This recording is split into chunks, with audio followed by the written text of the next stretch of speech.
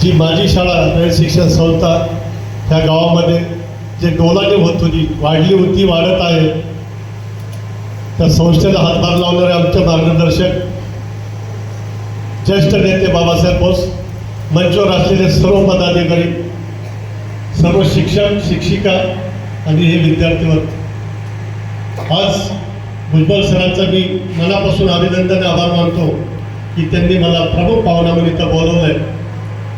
आणि मी माजी विद्यार्थी असल्यामुळे मला त्याचा सार्थ अभिमान आहे की मला शाळेने कुठंतरी न्याय दिलेला आहे. मित्रांनो, मी आज श्रीगोंद्यामध्ये ह्या शाळेमध्ये 2018 साली एक भाषण दिलं होतं मैदानामध्ये. त्यावेळेस तुम्ही नसता.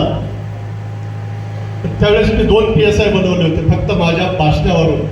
आज मी इथं 5 PSI बनवणार आहे, बनवणारच आहे, अशी मला खात्री आहे. आणि माझा स्वतःवर एवढा मोठा आत्मविश्वास आहे तो मला तुमच्याकडे द्यायचा आहे. मित्रांनो, नेहमी पॉझिटिव्हमध्ये राहा. आज सुद्धा मला तुमच्या शाळेमध्ये बोलवलं गेलं आणि माझ्या हस्तून एक पुस्तक प्रकाशित केलं गेलं. ते पुस्तकाचं नाव देखील उमेद निघावं, हा माझं भाग्य आहे.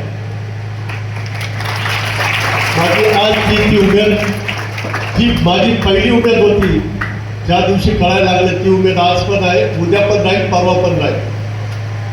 श्रीगोंदा नगरीमध्ये आल्यानंतर ह्या उमेद शब्दावर सांगतो, मी रिटायर झालो, माझं वय वर्ष 60 आहे.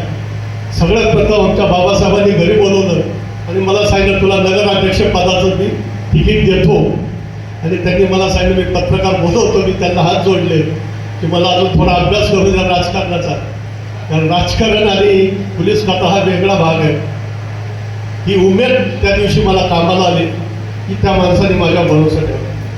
आज माझी उमेद मी तुमच्याकडे देणार आहे आणि ती तुम्ही कार बांधून घरी न्यायची आणि त्रास होऊन अधिकारी बनायचे. आजपासून डोक्यात निवेदन ठेवायचं. निवेदन मागचे विद्यार्थी बोलायला लागले तर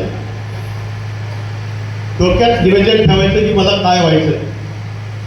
काय पण व्हा, तुम्ही शेतकरी व्हा, पोलीस अधिकारी व्हा, डॉक्टर व्हा, इंजिनियर व्हा, व्यावसायिक व्हा, दुकानदार व्हा, जे काय व्हायचं पण आज ठरवायचं आत्ता आणि त्या क्षेत्रामध्येच काम करायचं.